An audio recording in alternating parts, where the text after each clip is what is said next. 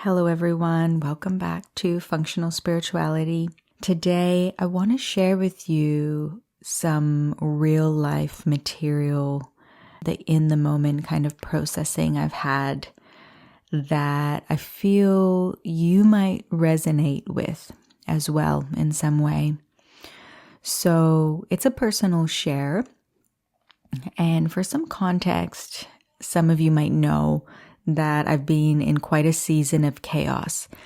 I've actually felt more burnt out than I have for many years, since I felt that really big burnout that I had in 2018, 2019, even 2020.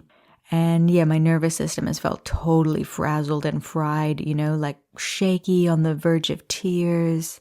I've felt emotionally exhausted, had 4 really kind of significant areas of challenge coming up and them just getting on top of me. And I felt it's been really intense. It's compounded. Yeah, so a period of sleep deprivation, navigating my postpartum, healing complications, the uncertainty of the health, navigating a transition at my yoga studio and some emotions and painful material.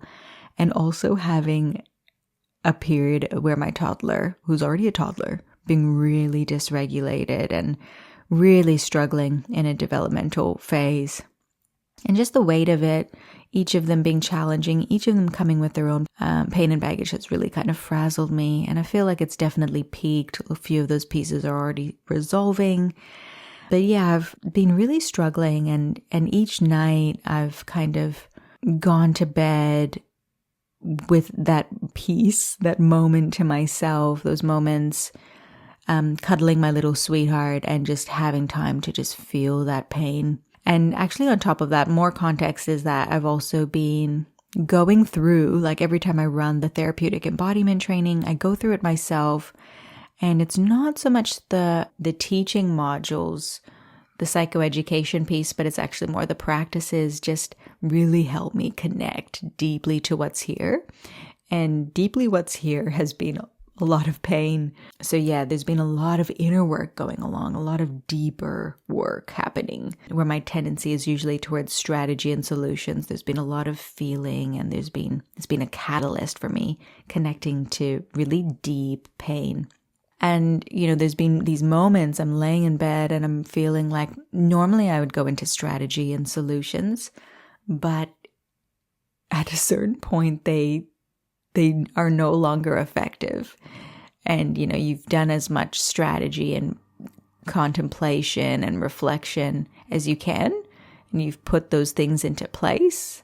And once they're complete, you kind of just have to give things space and you have to be in that uncomfortable period and feel. Yeah, so one night I was laying and there was such deep sadness in my heart. And I just sat and felt that sadness and I just wanted to feel all the edges of it, where it sat inside me, how it was laying within me, And I just allowed it and felt all of its different edges and using the question, how do I feel? Or what does this feel like, to drive the inquiry into that material, to allow it to be deeply attuned to and felt. And the words popped up into my head. I'm not good enough. And it shocked me. And it's always shocking when your subconscious throws you, like an answer, a message, a piece of material that feels so absurd, but also feels completely true at the same time. And I'm not good enough just seemed so strange. I've never had that thought before.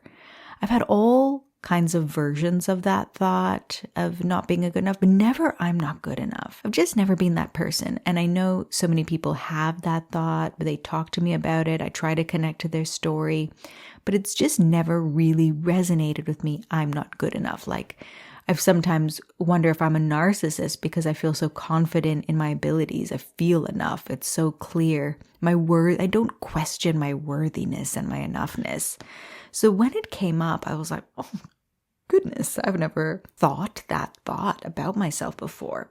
Yet it's like resounding inside me. And it just felt that, yes, this is indeed, I was like, what is this? So deep, so true at the core of this sadness, at the core of this struggling. And like with that, this intelligence just exploded.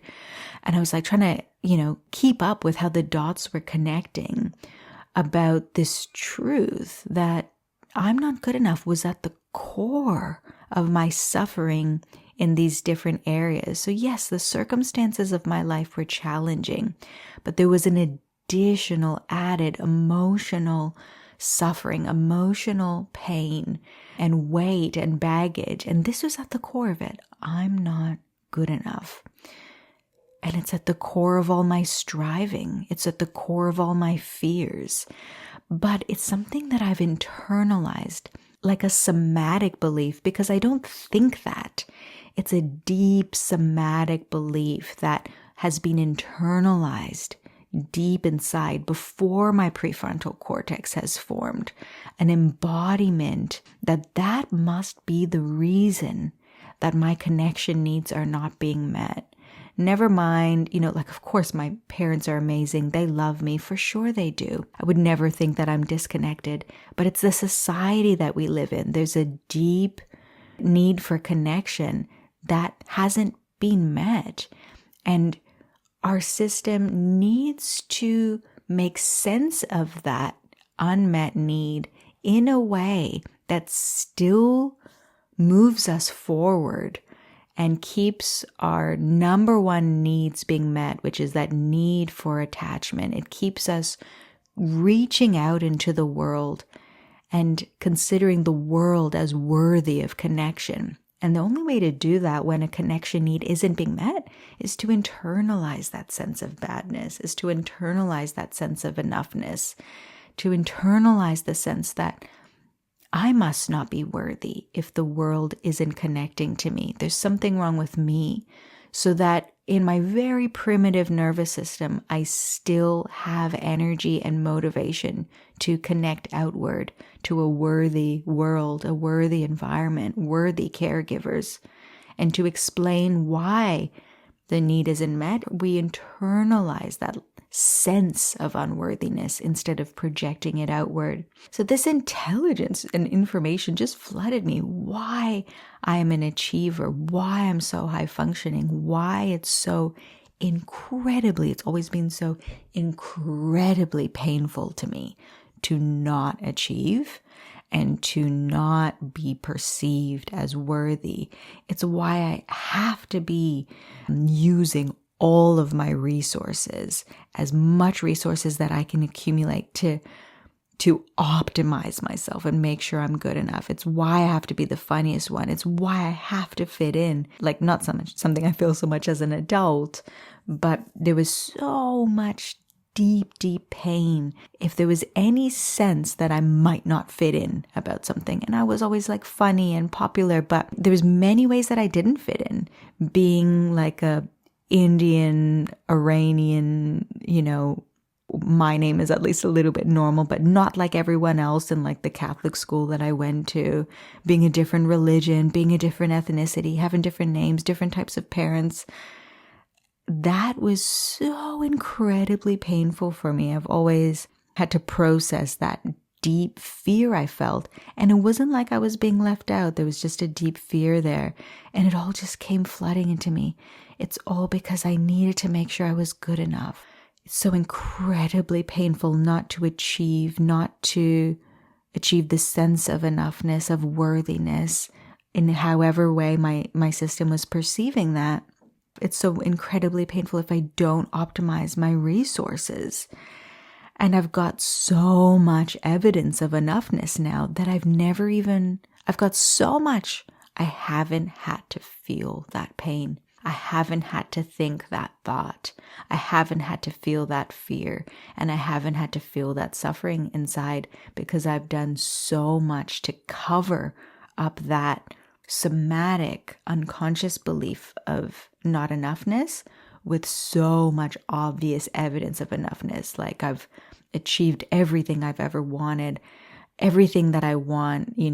There's no flaws in how I've structured any aspect of my life, and even in terms of high achieving, I make sure it's super simple, super low lift, super relaxed, high achieving.